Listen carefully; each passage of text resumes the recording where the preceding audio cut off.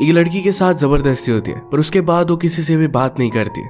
उसके साथ जो हुआ था इसके बारे में वो किसी को भी बताना नहीं चाहती थी। इस सब से उसे खुद को बहुत ही ज्यादा तकलीफ हो रही थी। क्या इन सब से वो उभर पाएगी, या हम आज की हमारी मूवी स्पीक 2004 की एक हॉलीवुड ड्रामा मूवी में देखेंगे। ये मूवी एक बहुत ही अच्छे से मैसेज के साथ आती है, तो अंत तक इस वीडियो को जरूर देखिए। अगर आपको वीडियो अच्छा लगता है तो प्लीज इसे लाइक और कमेंट जरूर कर दीजिए। बिना किसी देरी के एक्सप्लेनेशन स्टार्ट करते हैं। मूवी स्टार्ट होती है और हम हमारी मेन कैरेक्टर मिलिंडा को देखते हैं। वो अपने मुंह पर जैसे किसी ने उसे स्टिच कर दिया हो इस तरीके से पेंट कर रही थी। उसकी मदर ने आकर देखा और उस पर वो गुस्सा हो जाती है, पर उसे काम पर जाना था तो इस वजह से उससे कुछ भी बात नहीं करती। पूरा समर बीत गया था। मिलिंडा का बिहेवियर इसी तरीके से था तो मदर इस बात को इग्नोर कर देती है। आज स्कूल का फर्स्ट डे। वो नर्वस थी और जाने से डर रही थी। आज एक नई लड़की स्कूल में आई जिसका नाम है हेदर। मिलिंडा उसे उतनी ज्यादा लाइक नहीं करती, पर वो स्कूल में नहीं है, उसे फ्रेंड की जरूरत पड़ेगी और उस वजह से मिलिंडा उसकी फ्रेंड बनने के लिए मान जाती है। वो बहुत ज्यादा बोलती थी तो मिलिंडा को ज्यादा बात करने की जरूरत नहीं पड़ती। इनकी स्कूल की टीम की लड़कियों ने मिलिंडा को नोटिस किया था। वो ज्यादा कुछ भी बात नहीं करती। इसके बारे में हमें बाद में पता चलेगा। आज अपनी क्लास ढूंढते हुए मिलिंडा को जरा लेट हो गया तो उसके टीचर मिस्टर ने उसे एक वार्निंग दे देते हैं। इनकी बायोलॉजी की क्लास थी तो मिलिंडा का लैब पार्टनर ये डेव बना। डेव हमारा एक बहुत ही ब्रेव कैरेक्टर है। उसे जो लगता है ये बात वो कह देता है, किसी से भी नहीं डरता। मिलिंडा को अपनी बायोलॉजी की टीचर बहुत ही अगली लगती है। इसके बाद हम एक सीन देखते हैं जिसमें मिलिंडा अपने समर ब्रेक के पहले अपने फ्रेंड्स के साथ एक पार्टी में जा रही थी। ये सीन हमें बीच बीच में दिखते रहेंगे और हुआ क्या था इसके बारे में हमें पता चलेगा। मिलिंडा कैफेटेरिया में आई तो हर कोई इसका मजाक उड़ा रहा था, तो वहां से वो चली जाती है। हम देखते हैं कि उस रात पार्टी में मिलिंडा बहुत ही ज्यादा डिस्टर्ब हो गई थी। उसने पुलिस को कॉल किया था, उस वजह से सब लोगों को पार्टी से भागना पड़ा था। कुछ लोग अरेस्ट भी हो गए थे। इसी वजह से सारा स्कूल अब उसे हेट करता है।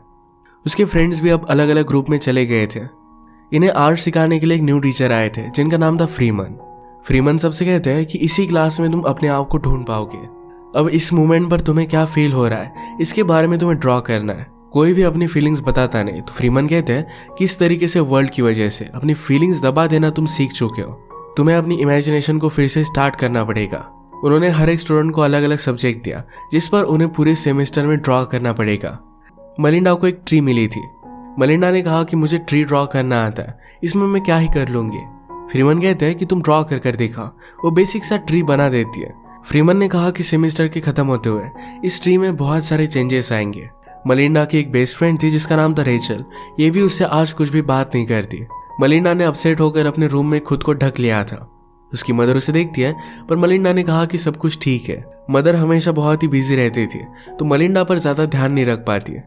मिलिंडा ने रियलाइज किया कि लोग ज्यादा उससे अब बात नहीं कर रहे, तो खुद बात करना अगर बंद कर दे तो कितने टाइम तक वो रह सकती है। उसकी फ्रेंड हेदर तो खुद बहुत ज्यादा बात कर देती है, तो मिलिंडा को ज्यादा बात करने की जरूरत नहीं पड़ती। आज इनकी क्लास में उनके टीचर ने ये जॉब्स को लेकर बात कर रहे थे। उनकी फैमिली अमेरिका में 200 ईयर्स से थी, पर फिर भी उनके बेटे को जॉब नहीं लगती। इसका रीजन अलग कंट्री से आने वाले लोग उन्हें लगते हैं। एक स्टूडेंट ने उन्हें बताने की कोशिश की कि शायद आपके बेटे में कुछ भी स्किल नहीं है, पर इस बात पर वो गुस्सा हो गया। ये बात डेव को थोड़ी सी भी अच्छी नहीं लगती। उनके खिलाफ खड़ा हो गया। कहता है कि आप रेसिस्ट हो, आपके ख्याल है पुराने जमाने के, इसी वजह से आप ये सब बोल रहे हो। नेग उसे दबाने की कोशिश करता है, पर डेव खुद क्लास से बाहर चला गया। अगले सीन में मिलिंडा के साथ वॉशरूम में उसकी फ्रेंड रेचल थी। मिलिंडा उसे बात करने की कोशिश करती है, पर रेचल ने उसे पूरी तरीके से इग्नोर कर दिया और वहां से चली गई। मिलिंडा ने वॉशरूम में एक गलत चीज लिखी, तो इस वजह से नेक उसका पीछा कर रहे थे, पर स्कूल के क्लोजेट में जाकर वो खुद को छुपा लेती है। अब हमें फिर से पार्टी का सीन दिखाया जाता है। पार्टी में मिलिंडा को एंडी ने अप्रोच किया था। उसे बहुत ही अच्छे से बात करता है और ये डांस करने लग गए थे। डांस करते करते बारिश आ गई तो एक दूसरे को किस करते हैं। अगले दिन लैब में इन्हें एक्सपेरिमेंट करने के लिए एक एप्पल दिया गया था। मिलिंडा अपने खुद के ख्यालों में थी तो इसे वो खा लेती है। उस पर टीचर गुस्सा हो गए तो फिर से वो क्लोजेट में आ गई। अपनी एक एक चीज वो वहां रखने लग जाती है। पूरे स्कूल में उसे यहीं पर सेफ लगता था। मिलिंडा अपने फ्रेंड रेचल के ग्रुप के साथ लंच कर रही थी तो वहां पर एंडी आ जाता है। उसके करीब आकर वो दूसरी लड़कियों के साथ फ्लर्ट कर रहा था, तो मिलिंडा को ये बहुत ही अनकंफर्टेबल लगा। वो गुस्से में वहां से चली जाती है। हेदर के फ्रेंड्स ने उसे कहा कि मिलिंडा बहुत ही अजीब है, हमारे ग्रुप के साथ अब वो नहीं रह सकती। मिलिंडा भी फ्रीमन के पास आ जाती है। फ्रीमन कहते हैं कि तुम यहाँ पर लंच कर सकती हो, पर सिर्फ तुम्हें ड्रॉ करना पड़ेगा। उन्होंने कहा कि क्या तुम थैंक्सगिविंग पर बाहर जाने वाली हो। मिलिंडा कहती कि अब मैं बड़ी हो चुकी हूँ। फ्रीमन कहता है कि मेरे बच्चे हैं, पर फिर भी मैं कैंडी लेने के लिए जाने वाला हूँ। हमारे अंदर का इनोसेंस हमें कभी भी मरने नहीं देना चाहिए। वो कुछ भी ड्रॉ नहीं कर पा रही थी, तो फ्रीमन ने कहा कि एक ट्री इमेजिन करो। जो मलिंडा को इमेजिन हुआ वही उसे ड्रॉ करने के लिए कहते हैं। अब मलिंडा स्कूल में किसी से भी बात नहीं करती थी। स्कूल के क्लोजेट में जाकर वहीं पर हैंग आउट करती थी। अब थैंक्स गिविंग आ चुका था। मलिंडा की मदर को ज़्यादा अच्छा टर्की बनाना आता नहीं, तो इस वजह से वो इरिटेट हो गई थी। फादर ने ये सब बात रियलाइज की और मलिंडा को डोनट खाने के लिए लेकर गए। मलिंडा उन्हें सब कुछ बताना चाहती थी, पर कुछ भी बता नहीं पाते। घर आने पर ही देखते तो उनकी मदर ने उनके खाने की सारी वाट लगा दी थी। मदर को उसके काम से कॉल आया तो कहती कि आज रात हम बाहर ही जाएंगे। अगले दिन आर्ट क्लास में मलिंडा टर्की की बोन्स लेकर आई थी। फ्रीमन पूछते कि ये क्या है। मलिंडा को अब तक पता नहीं था। थोड़ी देर में उन्होंने देखा तो एक बहुत ही अच्छा आर्ट मलिंडा ने बनाया हुआ था। फ्रीमन कहता है कि इस आर्ट में हम एक बर्बाद हुए हॉलीडे में एक पर्सन छुपा हुआ देख सकते हैं। मलिंडा सरप्राइज थी कि उसकी फीलिंग्स को भी कोई जान सकता है। नेक्स्ट सीन में इनके स्कूल में एक गेम था जहां पर मलिंडा जाती है। उसके पीछे एक लड़की बैठी थी। उससे कहती है जिस पार्टी में तुमने पुलिस को भेजा था उस पार्टी में मेरा ब्रदर भी था और वो अरेस्ट हो गया। गेम चलते वक्त उसे वो बुली करती है। अब हम फिर से पार्टी देखते हैं। बारिश की वजह से मलिंडा के हेयर्स वेट हो गए थे, तो एंडी उन्हें सुखाने में उसे हेल्प करता है। उसे पूछता है कि क्या तुम मेरे साथ ड्राइव पर चलोगे। मलिंडा पहले जरा कतरा रही थी, पर वो उसे बहुत ही ज्यादा इंसिस्ट करता है, तो इस वजह से वो मान जाती है। वो उसे अपनी गाड़ी में लेकर गया और वहां पर किस करने लग जाता है। उसके साथ वो जबरदस्ती इंटीमेट हो गया। इस इंसिडेंट की वजह से ही मलिंडा ने पुलिस को कॉल किया था। इसी वजह से बहुत ही ज्यादा वो डिस्टर्ब थी। अब हम समझ सकते हैं कि उसकी कोई भी फ्रेंड नहीं, वो किसी को भी ये बात बता नहीं सकती थी। रात में भी इसके बारे में उसे बहुत ही ज्यादा बुरे सपने आते हैं। उसकी मदर ने नोटिस किया और वो कहती कि सब कुछ ठीक हो जाएगा। मदर को लग रहा था कि मलिंडा की कोई भी फ्रेंड नहीं, शायद इसी वजह से वो डिस्टर्ब है। मदर कहती कि तुम्हारे साथ आज जो भी हो रहा है फ्यूचर में तुम सब कुछ भूल जाओगे, ये सब चीजें मैटर भी नहीं करेंगी। नेक्स्ट सीन में हम देखते हैं कि जब क्लास चल रही थी तो रेचल को टीचर का पॉइंट अच्छा नहीं लगता। टीचर गुस्सा होकर पूरी क्लास को उसी पर एक ऐसे लिखने के लिए मजबूर करती है। अगली क्लास में फ्रीमन का बजट कट हो चुका था, यानी कि जो टीचर एक्चुअल में अच्छे हैं उन्हीं का बजट कम किया जाता है। जो बिना किसी रीजन के बच्चों को तंग करते हैं उनका कुछ भी नहीं होता। ये बात मूवी हमें दिखा रही थी। अपने बायोलॉजी की क्लास में मलिंडा को एक फ्रॉग को इंसिजन देना था। ये वो कर नहीं पाती और उसे चक्कर आ गई थी। डेव उसे फिर से होश में लाने के लिए हेल्प करता है। नेक्स्ट सीन में हम देखते हैं कि क्रिसमस के गिफ्ट्स ओपन किए जा रहे थे। मलिंडा अपने पेरेंट्स के लिए बहुत ही अच्छे गिफ्ट्स लाती है। फादर ने भी नोटिस किया था कि मलिंडा आजकल ड्रॉ कर रही है, तो उसके लिए एक बहुत ही अच्छी ड्राइंग बुक को लेकर आते हैं। नेक्स्ट सीन में हम देखते हैं कि हेदर मलिंडा से बात करती है। उसने कहा कि जब मैं स्कूल में न्यू थी तो तुमने मुझे बहुत हेल्प की थी। आजकल तुम बहुत ही ज्यादा डिप्रेस रहती हो और मैं तुम्हारी फ्रेंड नहीं रह सकती। तुम डॉक्टर के पास जाओ, तुम्हें हेल्प की जरूरत है। मलिंडा को इस बात से बहुत ही बुरा लगता है। मलिंडा फ्रीमन से बात करने के लिए गई, पर वो भी डिस्टर्ब थे, तो उससे वो बात नहीं कर पाती। अगले दिन मलिंडा का स्कूल का रिपोर्ट कार्ड ही घर पर आया था। पिछले साल उसने बहुत ही अच्छा किया था, पर इस साल उसके ग्रेड बहुत ही ज्यादा कम हो रहे थे, तो इस बात से उसके पेरेंट्स गुस्सा हो जाते हैं। उसे कहते हैं कि कुछ ना कुछ कर कर तुम्हें अपनी ग्रेड्स अच्छे करने पड़ेंगे, वरना तुम कॉलेज में नहीं जा पाओगी। मलिंडा ने फिर अपनी टीचर नेक से बात की। बहुत रिक्वेस्ट करने के बाद नेक कहते हैं कि एक ऐसे लिख कर लाओ। ये ऐसे जब मलिंडा ने सबमिट किया तो नेक कहते हैं पूरे क्लास के सामने तुम्हें बोलकर सुनाना पड़ेगा। ये बात मलिंडा को सही नहीं लगती। वो डेव की हेल्प लेती है और वो इस बात को लेकर प्रोटेस्ट करते हैं। इस बात से नेक बहुत ही ज्यादा गुस्सा हो गया। उसे प्रिंसिपल के पास लेकर जाते हैं। मलिंडा के पेरेंट्स को भी बुलाया गया। मदर मलिंडा को ब्लेम कर रही थी, पर फादर कहते हैं लास्ट ईयर मेरी बेटी बहुत ही अच्छी थी, सबसे बात करती थी, उसके ग्रेड्स भी बहुत ही अच्छे थे। आखिर आपके स्कूल में ऐसा हुआ क्या जिससे वो किसी से भी बात नहीं कर रही। इसके बाद डेव मलिंडा से बात करता है। कहता है अगर तुम्हें कोई बात अच्छी नहीं लगती तो उसके खिलाफ तुम्हें प्रोटेस्ट तो करना ही चाहिए, पर तुम्हें बात भी करनी पड़ेगी।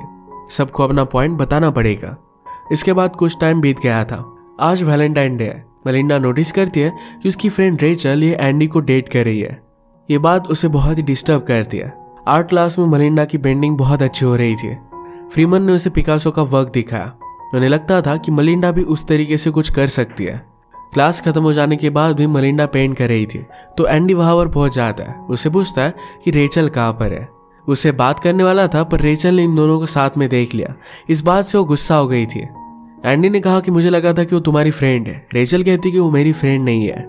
एंडी कुछ भी कर कर उसे मना ही लेता है।